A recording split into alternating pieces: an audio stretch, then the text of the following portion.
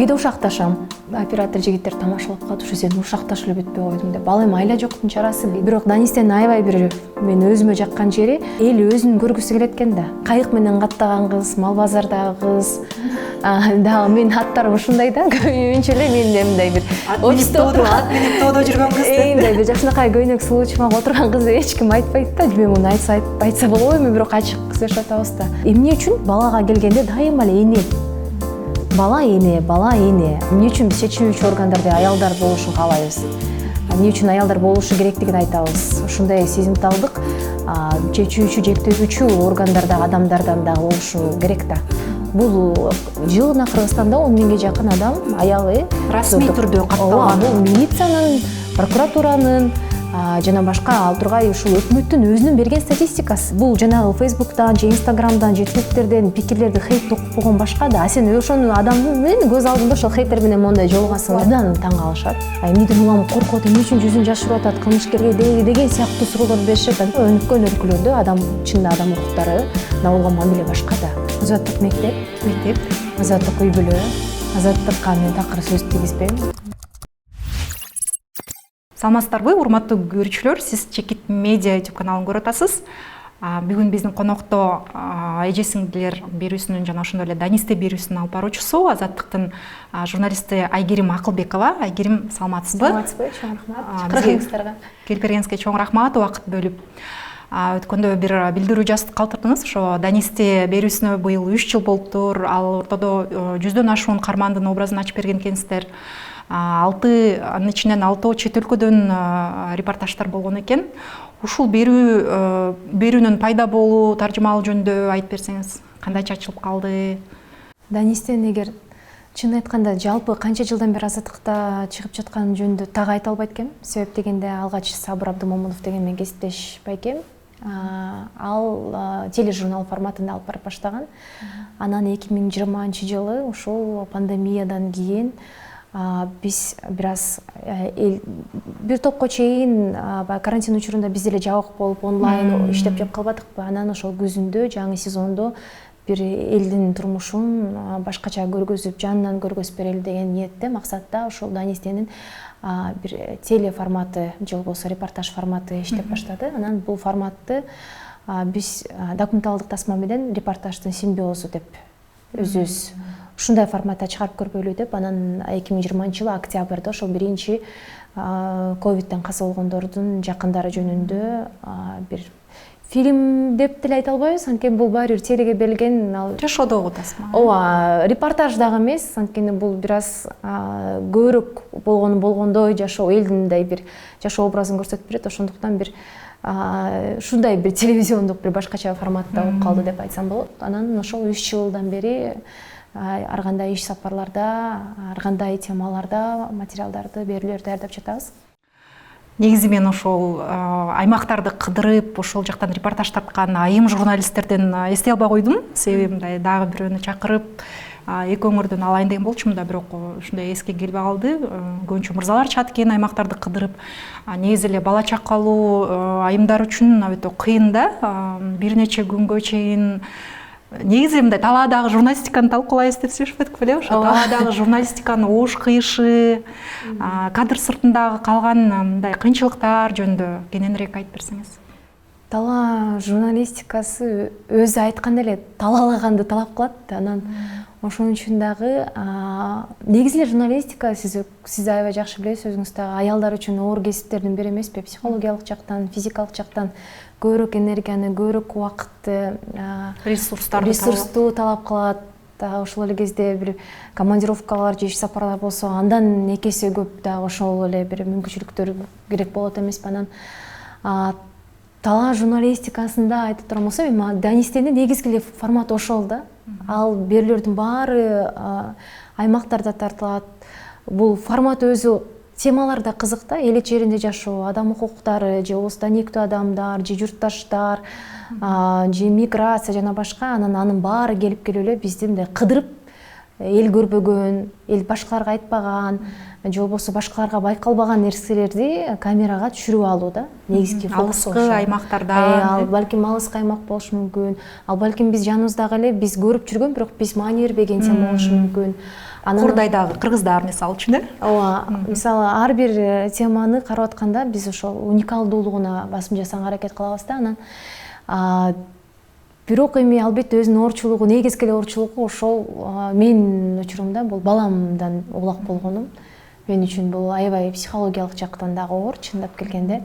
3 жыл тынымсыз, мен сизге келатканда да эсептеп көрдүм, баягы 3 жылдыгын чыгарып атканда дагы дээрлик 100гө жакын, ал тургай 100дөн ашык сапарга чыгып турмун 3 эле жылдын ичинде.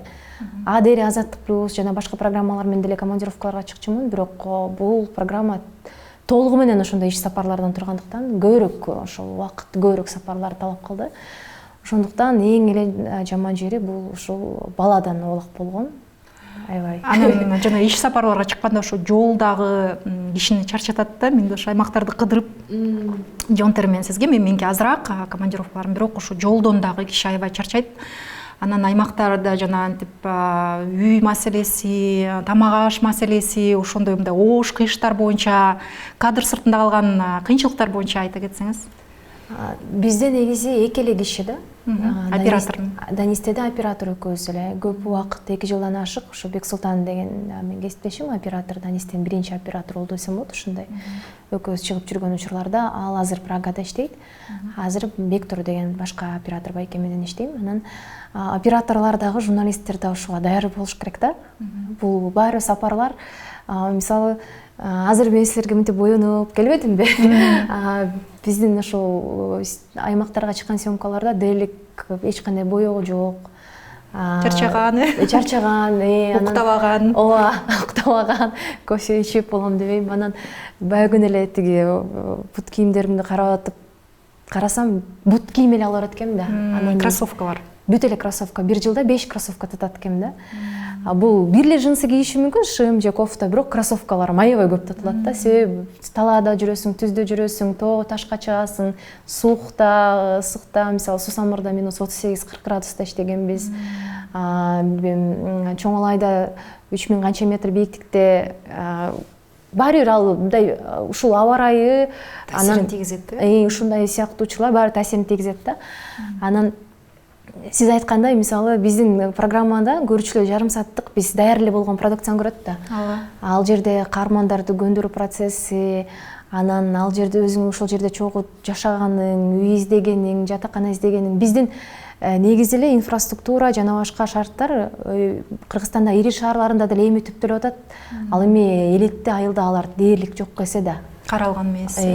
Анан жана билбейм, урбанистика ана-мына деп айтып калабыз, бирок ал жакта биз элементардуу түрдө жатакана таппай калган учурларыбыз болот, документтерди таппай калган учурларыбыз болот. Такси, машина, биздин өзүбүздүн машинебиз жок, ошондуктан жол тосуп жүрөбүз.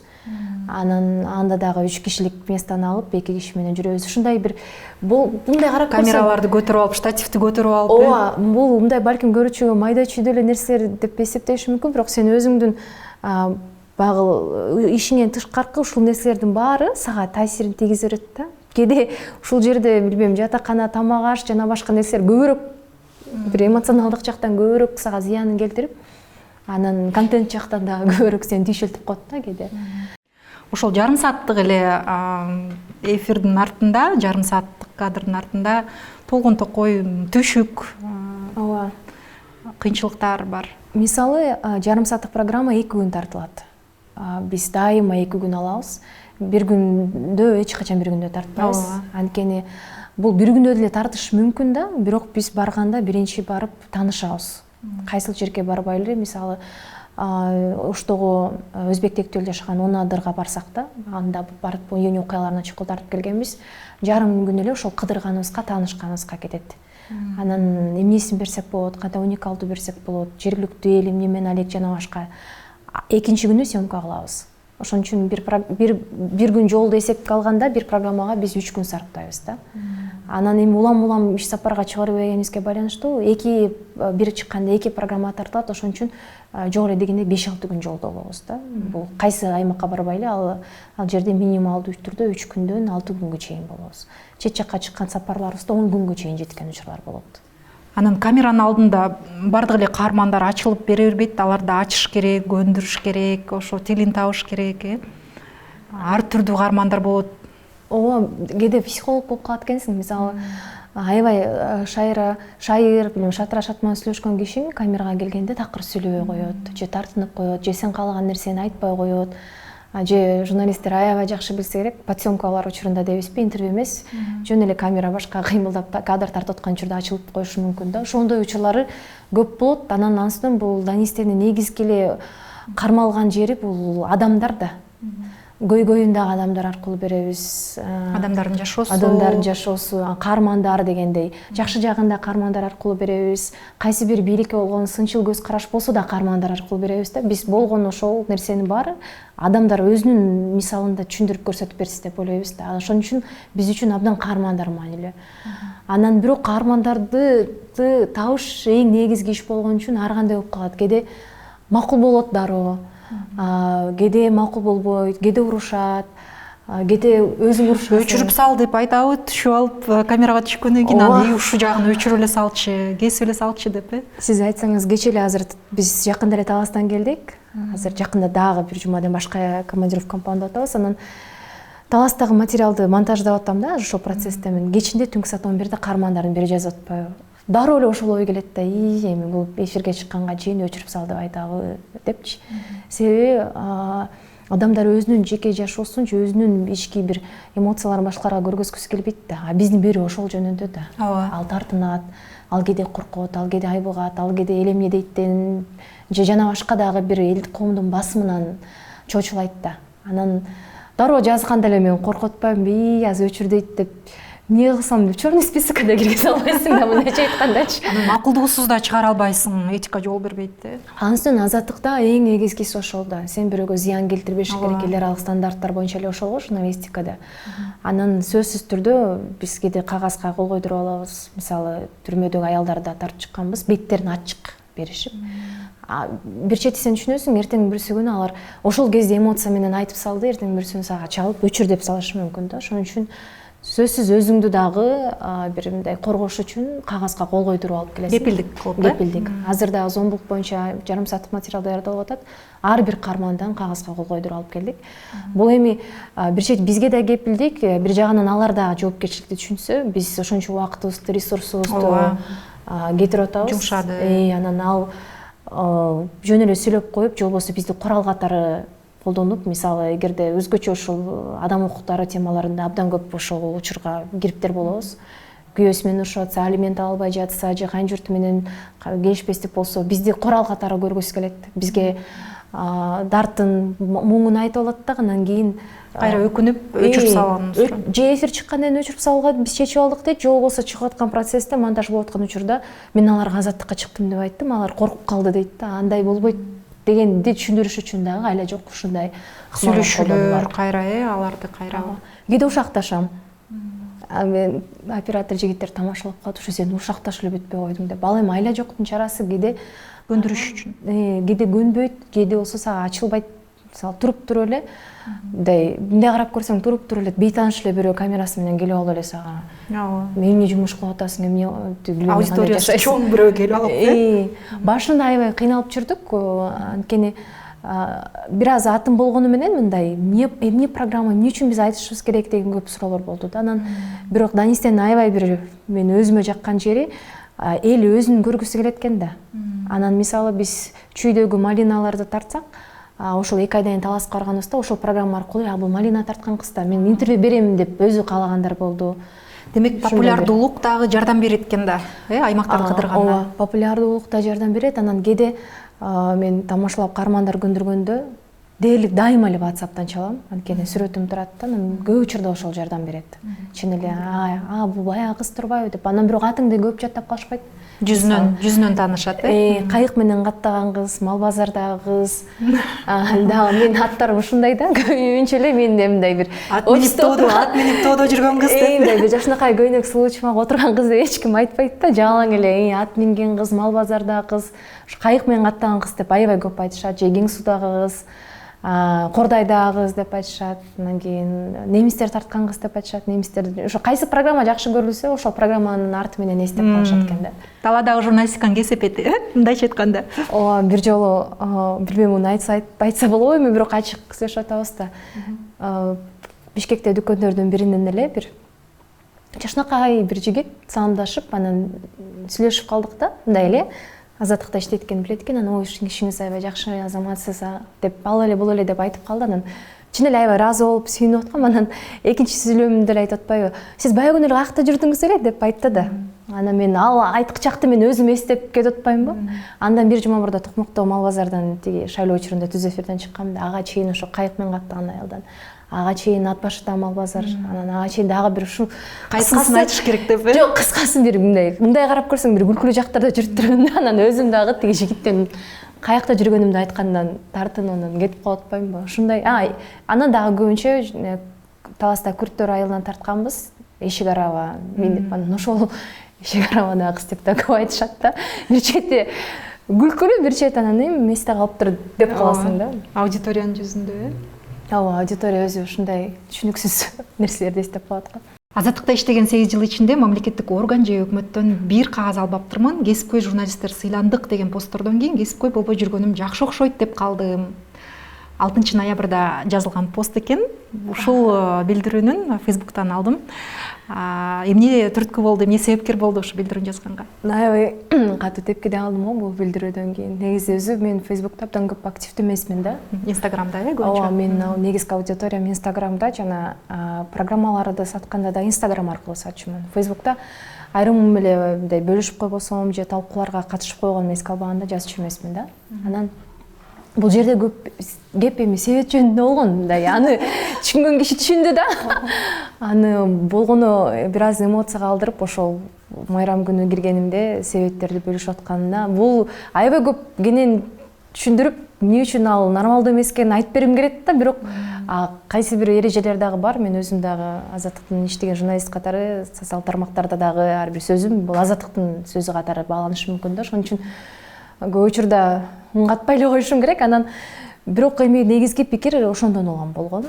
Анан ал жерде баягы өзүм сыйлык албай жатам деп дагы түшүнүгөндөр бар экен. Андан эмес, көбүрөөк ошол журналист эркин болуш керек, бирөөнүн белегин, анан ошол белектерин, билбейм, жана торттон баштап, билбейм, ар бир грамоталарын жарнама кылып, мактангандарын бир аз туура эмес деген ойду айткым келген да. Ооба, аудиторияга бир аз түшүндүрүп коелу. 7 ноябрда басма сөз күнүндө ошо журналисттерге сыйлык берилип, ар кандай белектер келген. Анын арасында себет дагы болгон. Анан айрым биздин кесиптештерибиз ошол белектерди чыгарып социалдык тармактарда мындай билдирүүлөрдү калтырышкан болчу да. Анан Айгерим айтып атат да, бул сыйлыкты алып мактануу бул мындай эркиндикке бир бөгөт болуп калат депчи. Себеби сен бирөөлөр менен чайлашсаң, же болбосо алардан белек алсаң, баары мындай адамдык фактор иштеп кетет дагы. Анан кандай объективдүү карай албай каласың ал адамгачы. Анысынан бул эмес, сыйлык дегенде дагы экинчи маселеси болуп атпайбы? Бул мындай чоң бир конкурс, сынак, же чын эле чоң бир сынактан ишмердүүлүгүнө байланыштуу билбейм бир ошол сынактын негизинде тандалып алынган бир сыйлык болсо, анда макул. Же материалга байланыштуу, сен көп жылдан бери иштеп жатканыңа байланыштуу жана башка компоненттерди эске алганда жасалган болсо, бул менимче башка кеп да. Бирок сенин майрам күндө эмне үчүн берилет экенин да түшүнөбүз да. Эмичи мындай айтканда лоялдуулук алыш керек журналисттерден. Ошондой момент болуп калат ба. Анан кээде ошол министрликтерди сындап, эми кандай сындап, ошол министрликтер жөнүндө материал даярдап жүргөндөргө кайра аларды билбейм ийкемдүү кылыш үчүн бердиби деген дагы маселе жаралып калат экен да. Анан ошондой суроонун алкагында, суроонун негизинде пост жазган болчумун. Аябай көп пикирлер келди. Жеке чалгандар, каттар жана башка. Анан сен сыйлык алгың келип жүргөн турбайбы деген сыяктуу да. Эмкиде сыйлык берели сага деп.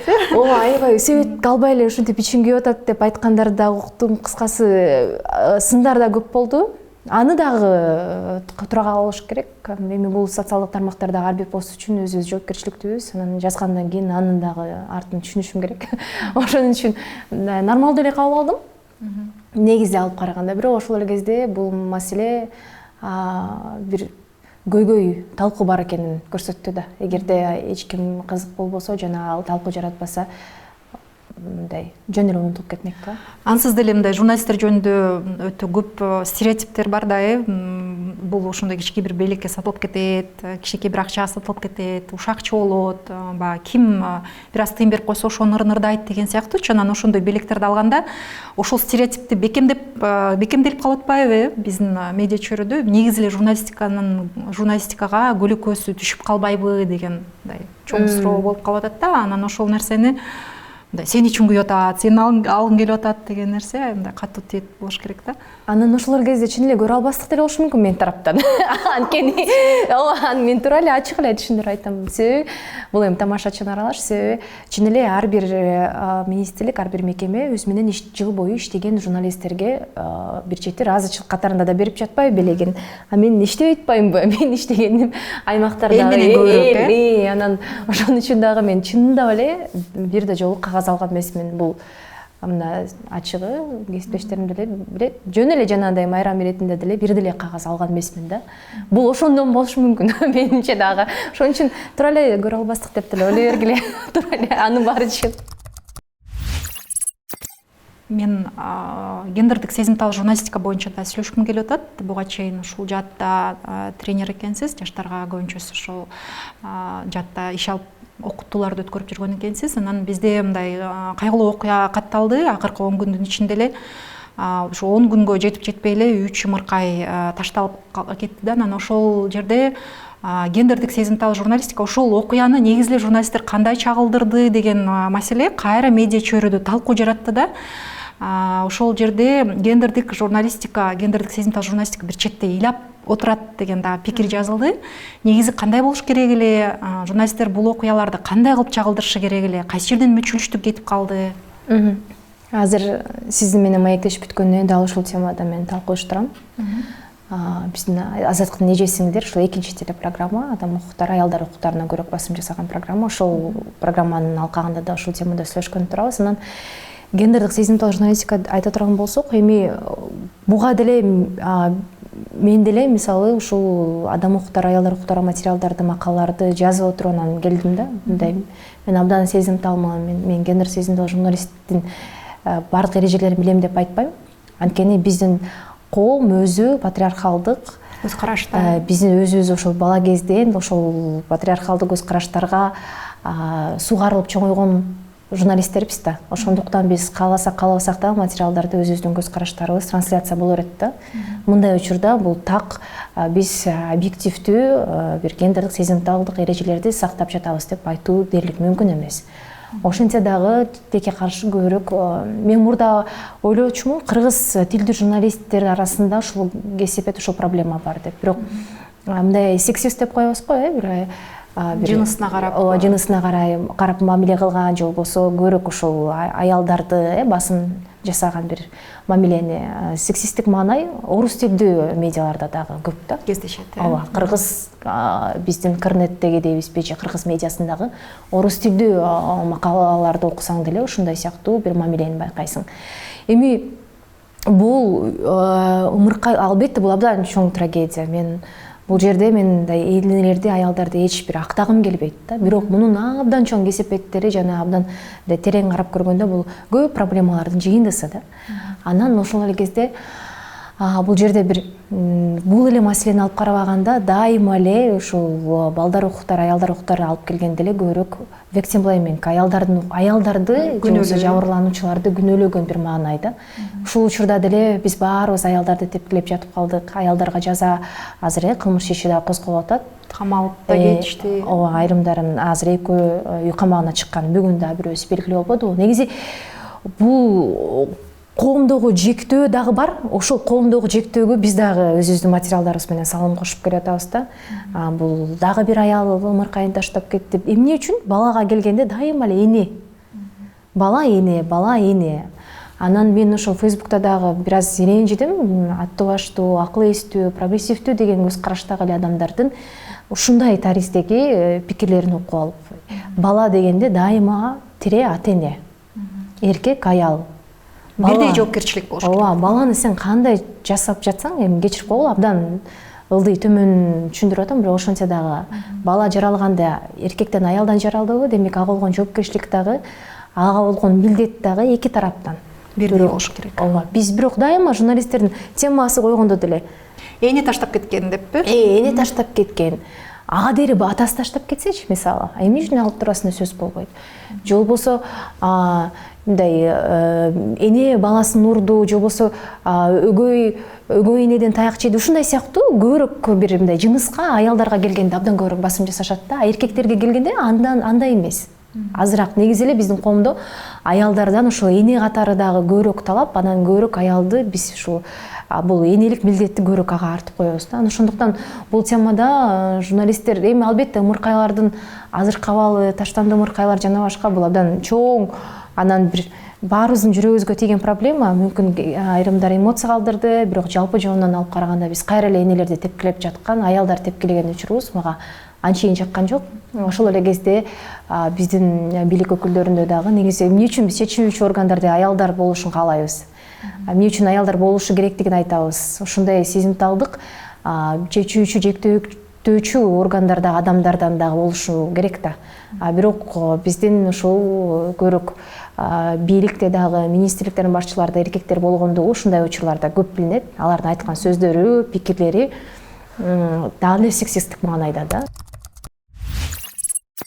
Жакында эле биздин президенттин басма сөз кызматынын жетекчиси аялдарга карата зомбулук жок деп аргумент катары эркектер өзүнүн маянасындагы карточканы аялдарына берет. Бул жасалма жол менен бул дискурс болуп атат, аялдарга карата зомбулук деген нерсени жазып чыкты. Бирок ошол эле учурда бизде статистика, расмий статистика бар. Анан сиздин пикириңизди, ошол Фейсбукка жазган пикириңизди зордук, зомбулук боюнча таласта эле 5 адамдан интервью алдык, баары тең ушу зомбулуктун курмандыгы дегенчи. Ошол чиновниктин билдирүүсүнө жооп катары кабыл алдым да. Негизи ушул боюнча пикириңизди билгим келет. Баягы мандаты бар адамдардын бул көйгөйгө көп маани бербей атканычы. Бул жерде маани бербей эле эмес, бул зомбулук деген теманы түшүнбөгөнүн эле мен ушинтип эле айтат элем. Бул зордук, зомбулуктун эле 5 түрү бар да, ошол эле физикалык, психологик жана башка. Анан бул жерде жанагы карточка, акча, айлыгын эле берип койгону биз тескерисинче аялдарга баш ийип берип, мен бул дискурсту да ал тургай талкуулагым келбейт. Анткени ал жерде бир мындай бул адам чоң эле ошол билбейм кызматта турган адамдын коомдогу могул үрөй учурган окуялардан кийин ушундай жазганы бул өзү абсурд деп эсептейм да. Жеке мен өзүмдүн пикирим. Көз жумгандык болуп аткан көйгөйлөргө. Бул билбейм, бул да ал тургай көз жумгандык деп дагы айтууга болбойт. Бул мындай абдан түшүнүксүз пикир. Мен аны окуп алып эле мен абдан таң калдым. Кантип ошол эле өкмөттүн статистикалык бар. Мен бул жерде биздин айрым айтып жатпайбы, айрым адамдар жасалма жол менен проблеманы көйгөйдү көргөзүп атат, же болбосо көбөйтүп атат депчи. Бул жылына Кыргызстанда 10 миңге жакын адам, аялы расмий түрдө катталган. Бул милициянын, прокуратуранын жана башка ал тургай ушул өкмөттүн өзүнүн берген статистикасы. Бул жерде эл аралык уюмдардын, ошол эле НПОлордун, биз абдан бардык күнөө НПОго оодарган жакшы көрөбүз го, ошол журналисттердин эч кандай тиешеси жок статистика. Мен ошентип айтайынчы. Анан расмий статистикага да түшпөй калган толтура толгондокой бизде эле 10 миң деп айтып атабыз да, 10 миң эле. Анан жылына. Андан бейрасмий маалыматта көп ушу милицияга жетпей жаткан учурлары, арыз жазбай, ар кандай билбейм өлүм менен аяктаган учурларды, мисалы бир жылда бир 20га чукул аял ушул фемицид дейбизби, же болбосо күйөөсүнөн же чогуу жашаган адамдын колунан каза табат да. Ушул маалыматтардын баарын көрүп туруп анан кийин зордук, зомбулук жок бизде жок кой. Айтуу бул өзү айтып атпайм, мен абдан мындай шок абалда болуп калдыңызбы? Мен түшүнгөн жокмун. Мен түшүнгөн жокмун эмне жөнүндө. Эгерде ошол эле акча, карточка деп айта турган болсок, анда абдан көп талкуу бар да. Ошол эле экономикалык аялдар эмне үчүн кетпейт, зомбулукка чыдайт. Негизги фактор экономикалык.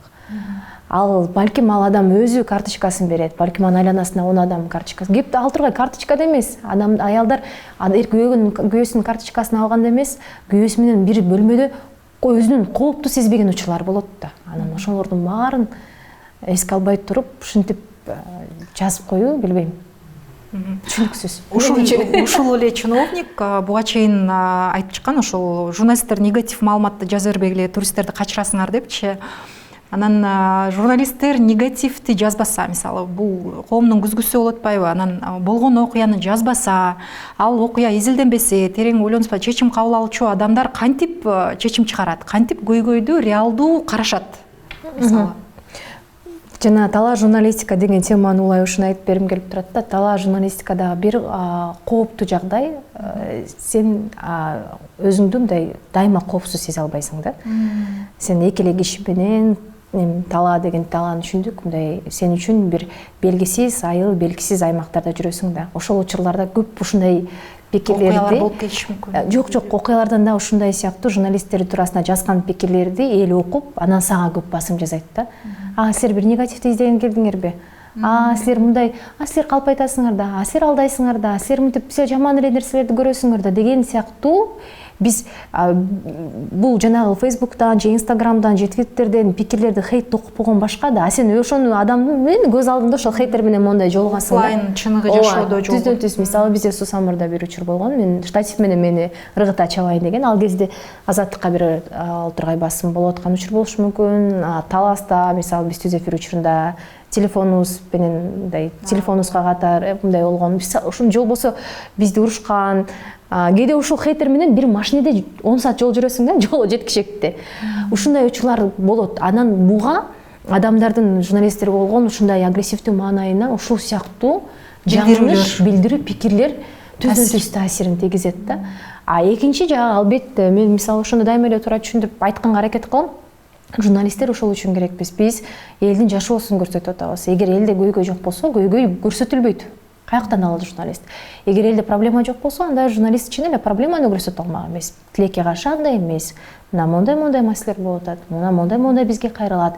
Күн алыс бизге келип кайрылат. Биздин кеңсеге келет, бизге жазат, ар бирибиздин жеке баракчаларыбызга жазат, каттарга жазат. Мунун баары билет да, журналисттер мунун баарын күнүгө көрүп жатат да. Анан бул учурда эми негативдүү жазбагыла, бир гана позитивдүү жазгыла деген. Анда позитивдүү жашоо болсун. Бизге чиновниктер, бийлик позитивдүү жашоону кылсын да. Жаза берсин, э? Анан биз позитивдүү чагылдыралы. Тилекке каршы азыр бизде андай мүмкүнчүлүк жок да. Ошондуктан негативдүү жасабыз. Айла жок. Туура түшүнгүлө. Аудитория сизди эже сиңдилер берүүсү аркылуу дагы тааныйт. Жайында мен билгенден Грузияга барып, ошол конференцияда, чоң иш-чарада, эл аралык коомчулуктун алдында ошол эже сиңдилер берүүсүн презентация кылып айтып бердиңиздер кесиптештер менен. Аудитория кандай кабыл алды? Башка өлкөлөрдө кесиптештерибиз буну кандай кабыл алды? Ошол боюнча кенен айтып берсеңиз. Грузияда ошол жайында эже сиңдилер туурасында айтып бердик. Фестивалда, андан тышкары Алматада дагы ошол Азаттыктын өзүнүн Борбор Азия кызматтарынын 70 жылдыгына арналган иш-чарада дагы Борбор Азия кызматтары арасында эже сиңдилерди айтып бердик. Негизи, эгер Азаттыктын тарыхын ала турган болсок, ошол өзгөчө Борбор Азиянын алганда деле аялдар укуктары туурасында бир өзүнчө берүү болгон бул жалгыз эже сиңдилер. Азыр Азаттыктын тажик кызматы Салам Хуахар деген жаңы берүү баштады. Анан казак кызматы мындан бир нече ай мурда Зере деген, эгер адашпасам 1 жыл мурда Зере деген, ошол аялдар укуктары туурасында аудио подкаст чыгарган. Анан Түркмөнстан жана Өзбекстанда аялдар укуктарына болгон мамиле баарыбыз үчүн эле белгилүү. Жана ал жакта азырынча андай бир өзүнчө берүү жок да. Негизи эже сиңдилер өзү ушул биз кыргыз тилдүү аудиторияга ушул аялдар укуктары, мүмкүнчүлүктөрү, ийгиликтери, көйгөйлөрү жана башка маселелерди жеткиликтүү, жалпак тилде түшүндүрүп берели деген максатта ачылган берүү. 6 жыл болуп калды, эгер адашпасам. Анан Грузияда деле, Алматада деле абдан кызыгуу менен кабыл алат дайыма. Анан ошол эле кезде биздин темаларды, биздин проблемаларды өзгөчө, мисалы Грузияда биз бир нече темаларды көргөздүк. Мисалы келтирип көргөзгөнүбүздө жанагы өз атасы тарабынан зордукталган Сузактагы бир кыздын окуясын көргөзгөнүбүздө абдан таң калышат. Ушундай окуялар болоруна же ушундай окуялар болоруна жана ошол адам жазасыз өтүп жатканына таң калуу болду. Себеби ал жерде бир канча ошол өлкөдөн келген журналисттер жана башка кино тармагында, медиа чөйрөсүндөгү адамдар болду. Анан алардан арасында, эгер адашпасам, Америкадан, АКШдан келген журналист суроо берип жатты. Кандай бул? Кантип ушул ушунча жыл зордук зомбулук көрүп, анан ачык айта албайт? Кантип ушунча жыл зордук зомбулук көрүп, анан ал адам да жазасыз калат? эмнеден улам коркот, эмне үчүн жүзүн жашырып атат кылмышкерге деген сыяктуу суроолорду беришет. Анткени алардын өлкөлөрүндө, биздин башка өлкөлөрдө ошол эле биз абдан жакшы көрөбүз го, өнүккөн өлкөлөрдө чынында адам укуктарына болгон мамиле башка да. Анан алар үчүн бул абдан түшүнүксүз. Биздин коомдун жектөөсү, коомдун басымы, стереотиптерден улам зомбулукка кабылган аял өзү жашынып, зомбулук көрсөткөн адамдай ачык айта албай, коркуп, анан биз аны журналисттер дагы аябай аны бөжөңдөтүп тартабыз эмеспи? Ал ого бетер мынтип жүзүн жаап, бир бүйүрүшүп ушундай берет. Күнөөлүүдөй сезет өзүн, Анан аны кайра коом өзү күнөөлөп баштайт. Анан биз соц тармактардагы пикирлердин баарын окуйбуз дегендей. Кыскасы, бул алар үчүн таң калыштуу нерсе да. Тилекке каршы биздин реалдуулукта азырынча ушундай эле жагдай болуп жатпайбы? Бизде чечим кабыл алуучу адамдар деле, мисалы, трибунада, жогорку кеңештин трибунасында деле ушундай сөздөр чыгып кетет го. Бул аял өлүп калганына өзү күнөөлүү болгон жокпу? Же бул кыз мектепте окуучу кыз кыска юбка кийип алган окшойт, ошон үчүн балким деп мындай бизде кылмышкерди актоо аракети болуп калат да кээ бир учурларда. Чечим кабыл алуучу, ошол жаатта деле мындай аялдар болгон учурда башкача мамиле болот беле, ошол чечим кабыл алуучу. Ооба, анысы да бар, бирок биздин реалдуулуктагы көргөзүп жатат. Биз мисалы 30% квота, аялдар саясатка келсин, өзгөчө ушул жогорку кеңеште, жергиликтүү кеңештерде азыр 2021 жыл шайлоодон кийин 33% болуп калды. Жогорку кеңеште азыр 18%. Келсин, шайлансын, аялдар укуктары, адам укуктары маселелерди көтөрүп чыксын дейбиз. Бирок мизогиниялык же болбосо аялдарга болгон басымды тилекке каршы ошол аял депутаттардан, ошол эле жетектөөчү кызматта турган аял адистерден дагы алып калабыз да. Анан бул абдан бул жерде баягы айрым учурда чын эле аялдар жетектөөчү кызматтарга келип, аларга бир 30% квота деген мисалы түзүп берип, бул аргасыздык гана чара да. Эгерде бизде элүү мүмкүнчүлүк болгондо, же болбосо бизде бала кезден кыздарга болгон мамиле башка болгондо, окууда, мектепте, иште жана башка болгондо, балким биз чын эле тең бир атааңдаштыкта келмекпиз да. Бирок биздин реалдуулукка бул аргасыздык чара. Аны дагы мисалы көп түшүнгүсү келбей жатпайбы биздин айрым мырзаларыбызчы? Бул аргасыздык эле чара. Болбосо калктын жарымысынан көбү аялдар түзөт. Шайлоодо деле 51% аялдар, шайлоочулар. Бирок эркек мырзалар шайланып келет. Мисалы өлчөлгө бир мандаттуудан мына Элвира айып жалгыз. Эмне үчүн да? Бул жерде негизи аялдарга болгон колдоо азыраак болот. Колдоо аз, абдан колдоо аз албетте. Анан ошол эле кезде аялдар активисттер, анан жергиликтүү элеттеги жана башка республикалык масштабтагы жана башка аялдар дагы менимче бара-бара ушул здоровый конкуренция деп коет, ошого бара-бара бир такшалып бышып баштайт болуш керек. Анан ошол эле кезде билбейм, муну айтсам болот беле, айтпасам болбойт беле, билбейм, жогорку кеңештеги айым депутаттар ошол эл аралык уюмдарды, өзгөчө бейөкмөт уюмдарды сындап чыгып атканда, мен дайыма эсиме келет, бейөкмөт уюмдар ошол 30% квотаны киргизгенге жана ошол аялдар сыяктуу аялдар трибунада отурушуна абдан көп салым кошкон да. Ушундай сыяктуу маселелерди депутат болуп эске алып коюшса деп ойлоп коесуң да, мындайча айтканда. Инстаграмда 384 миң катталуучуңуз бар экен. Бул журналисттер үчүн бул чоң көрсөткүч, чындап эле. Анткени журналисттер мындай хайп жаратпа, жеңил-желпи нерселерди эмес, олуттуу бир сапаттуу контент аркылуу чогулткан аудитория болуп саналат да. Анан блогерлердин чоң аудиториясы бар, колдонуучулардын соц тармактагы жоопкерчилиги жөнүндө айтып бербейсизби? Негизи мен көпкө чейин өзүмдү блогер катары сыпаттабай жүрдүм да. Журналист катары дагы эмес, кабарчы. Биз эмнегедир мындай азаттыкта жаңы иштеп баштаганда деле мен аябай кичинекей кезимде эле келдим окшойт, студент кезимде 3-курста 21 жашымда келдим. Анан абдан бир алып адамдар дейбизби, абдан тажрыйбасы мол кишилер менен иштеп, анан алардын жанында өзүңдү журналист деп айткандан тартынасың да. Азыр деле азаттыкта абдан кыйын адамдар көп. Аларга түзөнө турган журналисттер көп. Алардан да чын эле атаңдашсаң дагы мындай өсүш үчүн атаңдашасың го. Анан ошондон улам да калып калганбы, билбейм, кабарчы деп эле өзүмдү кабарчы деп сыпаттап жүрдүм. Блогер, мен блогер болуп турмун деп мен акыркы бир 2 жылда кабыл алып баштадым. Анткени чын эле аудиториям салыштырмалуу көбүрөөк. Анан экинчиден өзүм ошол инстаграмда блогторду жазып баштадым. Азыр чын айтканда 1 жылдан бери көп жазбай элемин, анткени колум тийбейт. Абдан бош болбой калам да.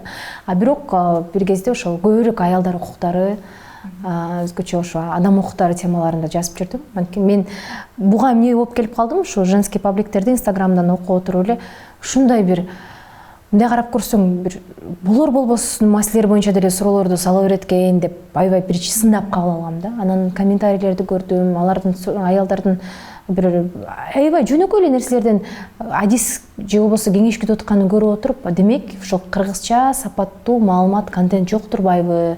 Демек чын эле аял кээде өзүнө ишенбей аткан учурда же болбосо ушу баласы менен жалгыз бойне болсо, мен өзүм жалгыз бойне эмин, көбүнчө менин блогум ошол жөнүндө да. Ал түшүнбөйт турбайбы, эмне кылышын билбейт турбайбы деген ойдон эле. Жардам катары. Ооба. Жаралды. Анан ошо көбүрөөк ошол жалгыз бойне, ажырашуу, же болбосо зомбулук, же болбосо алимент жана башка темаларда блогдор көп окулат. Демек ал адам издейт. Анан мен тамашалап дагы кайтып калам, белгилүү адамдар деле, белгилүү шоу бизнес өкүлдөрүнөн деле дал ошол блогторго кирип окуп же лайк баскандарына, демек сиздерге деле керек экен деп ойлоп калам да. Негизинен блогерлердин дагы азыр соңку учурда аябай жоопкерчилиги чоң. Анан блогерлердин иш чарасына барып дагы баягы күнү сындап да келгем. Ооба.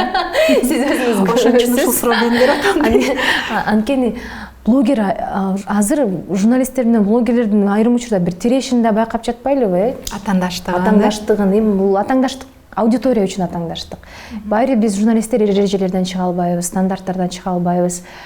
Биздин өзүбүз баары бир мындай бир калыпка салган бир нормалардан чыга албай калып атпайлыбы? Блогерлер бизге караганда эркин, блогерлер бизге караганда билбейм, башкача форматта бере алат. Эмоцияларды колдонот. Эмоцияларды кээде орой деле сүйлөп кое алат, билбейм, этикалык бир маселелер дагы бар бизге жакпаган журналисттерге да. Бирок аудитория ошолорду көрөт, ошолорду окуп, карап жаткандан кийин алардын аудиториясы аябай кенен болуп аткандан кийин алар жоопкерчиликти түшүнүш керек, сезиш керек да. Ошондон улам дагы ошо блогер болсом деле керек эми аудиториям көбүрөөк болуп атпайбы деген ой келди. Анан дайыма блогерлер менен дагы сүйлөшкөндө деле ушул маселени көп көтөрөбүз. Өзгөчө ошол гендер сезимталдык учурларда же болбосо Баткен окуясы сыяктуу, же мына Украина Россия согушу, же дезинформация жана башка нерселерди, ушул социалдык жоопкерчиликти биздин блогерлерибиз, биздин инфлюенсерлер түшүнсө да, ошол нерсени кабыл алса, ошол нерсени мындай алардын аябай чоң куралы бул эл, аудитория аларды ишенет. Анан аларды карап түздөнөт, аларды ээрчийт да. Ошол нерсени эске алса деген ойдо. Мен өзүм дагы көп бир нече ирет тренер да болдум. Ошол блогерлер менен иштештим, көбүнө түшүндүргөнгө аракет кылдым. Былтыр аялдар укуктары боюнча блогерлер менен бир канча иш чараларды өткөрдүк, квиз найт уюштурдук. Аларга болушунча ушул маалымат берип, аларды деле сындаган болбойт. Анткени чын эле блогерлик, мен блогер болом деп келбейбизби? Ар ким ар кайсы кесиптен, ар кайсы иштен, анан ушул Инстаграм башыбызга түштү, баарыбыздын аудитория топтоп калдык. Өзүмдүн Инстаграмымда көбүрөөк ошол болгон жашоомду көргөзгүм келет. Бүгүн эле курбу кызым гример кызым подружкам боеп атып айтып сен бетиң мындай бир боюнбой деле сүрөттөрдү киргизип бересиң, антпечи деп айтты да. Мен айтып атпаймынбы, мен мисалы эми ошол кезде ошондой болсом, же болбосо эмне үчүн мен боюнбой жаткан сүрөтүмдү киргизбешим керек деп, эмне үчүн мен өзүмдү чектешим керек? Бул ошол тескерисинче биз абдан Инстаграмда өтө жасалмалыктуу, жалтырактыкты көргөзүп атып, көп адамдардын комплексин да күчөттүк. Анан дайыма булардын жашоосу жыргал деген бир жаңылыш ойду келтирдик. Биздин жашоо, блогерлердин жашоосу мен билем, ал жыргал эмес, кадимкидей эле болгону биз ушул нерсе менен акча табабыз. Журналистикада телеге чыгып эле акча тапкан кесибим болбосо, бизде деле ошол сыяктуу маселе көйгөйлөр бар, жана ошондой эле жүрөсүң да. Анан ал нерсени өтө мындай ашкере, билбейм, жасалмалык кылып көрсөтүүнүн кажети жок деп коем. Сиз үчүн азаттыкта 8 жыл иштеп калдым дедиңиз. Азаттык сиз үчүн бул эмне? Азаттык мектеп. Азаттык үй бүлө. Азаттыкка мен такыр сөз тийгизбейм. Анткени жоопкерчилик дагы албетте азаттыкка аябай өзүм кызыгып, жакшы көрүп иштегим келип келгем. Кастинг аркылуу өтүп келгем азаттыкка. Анан абдан өстүрдү деп айта алам. Мени журналист катары дагы бышырды. Анан дагы эң негизгиси мен үчүн бул адам катары.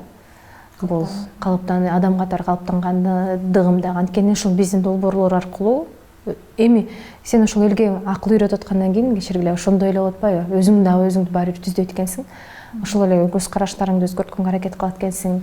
Анан мен өзүм Бишкекте төрөлүп өскөм, дайыма бир эле маршрут ошол Бишкектин аренасында билчүмүн да. Менин долбоорлорум баары элит менен байланыштуу, ошон үчүн көп учурда мен түшүнбөй калган нерселеримди же болбосо билбейм бир ат мин албайм, мисалы ушундай учурларда көп комментарийлер кирет да, ошол айылда эле чоңоюп калган кыз эмне эле ушинте берет депчи, мындай о жоктонбочу деген сыяктуу. Бирок бул ишиме байланыштуу, ошентип Кыргызстан мындай түрөө кыдырып, ошол айылдын элдин жашоосун, анан элдин топук кылганын, элдин ыраазы болгонун, элдин эмгекчилигин, элдин бирөөгө өз жашоосун, өз билбейм бир көйгөйлөрүн артпаганын көрүп отуруп, анан мындай түздөнөсүң. Ошол нерсе сага бир чети мотивация дем берет, экинчи жагынан сени адам катары тарбиялайт. Ушул жагынан алып караганда мен Азаттыкка абдан ыраазымын. Азаттык 8 жыл ичинде ошол бир нече долбоорунда иштептирмин. Ар бир долбоорунда бир журналист катары эле эмес, ушундай бир өзүнө адам катары да бир сапаттарды ала алдым деп ойлойм да. Ыйлай деймби? Бир куплетти ыйлап. Акыркы суроо, бизде убакыт да болуп калды. Акыркы суроо мындай, мен буга чейинки Майраш эже менен дагы маек алганда ушундай суроо бергем. Журналистика сиз үчүн эмне? Журналистика бул сүйгөн ишим, кесибим, тандоом. Бирок бул азыркы учурда гана тандоом. Мен ойлойм, ар бир адамдын 10 жыл мурда деле ушул сөздү айтчумун, азыр деле ушул пикирдемин. Ар бир адамдын өзүнүн миссиясы бар. Ар бир адамдын бирок ошол учурдагы миссиям азыр азаттык. Андан ары журналистикада боломбу, журналистикадан такыр балким башка кесипке кетемби? Белгисизби? Ооба. Мындай медиа жаатында мен ушу өмүр бою ушу журналистикада отуруп ушинтем деген деле оюм жок, чынын айтканда. Балким азыр негизги ошол аракетин ошол окугум келет, магистратурам бүтпөй калгам, турмушка чыгып, төрөп. Ошол кайсы жаатта? Адам укуктары жаатында. Анан балким ушул жаатта бир иш билбейм, бул азырынча мындай ойлор гана, кыялдар гана. Медиадан эмне үчүн журналистиканы бир түбөлүк көрбөйм, анткени тилекке каршы мен азыр Кыргызстандагы журналистиканын бир патологу, бир депутаттыкка, анан бир бийликке келип калганына мындай бир аз иренжим. Баары эң кыйын журналисттердин баары саясатка кетет. Ошондой бир элде түшүнүк да жаралган. Тенденция да ошого алып барат, тенденция да. Мен ага такыр кошулгум келбейт. Саясатка да баргым келбейт. Тебе отуруп барып калсам деп кой. Анан түшүнүктүү. Ошон үчүн дагы бул андан ары өсүп өнүгүш үчүн, ошол патологдон ары секириш үчүн балким кесипти алмаштырыш керекпи деген. Мүмкүн бул выгорание, эмоционалдуу выгорание да болушу мүмкүн. Журналистикада деле дарыгер сыяктуу, мугалимдер сыяктуу биз адамдар менен иштейбиз го. Аябай стресске каласың. Балким көпкө узакка мүмкүн бир чарчагандан кийинки пикир. Билбейм, азырынча ушул жерде журналистика ушул менин миссиям, андан ары көрөбүз, убакыт көргөзөт. Чоң рахмат Айгерим, убактыңызды бөлүп бизге студияга келип бергениңизге. Рахмат. Сиз Чекит медиа YouTube каналын көрдүңүз. Сиздер менен белгилүү журналист Айгерим Акылбекова болду. Мен аты жөнүм Асель Сооронбаева. Көрүшкөнчө.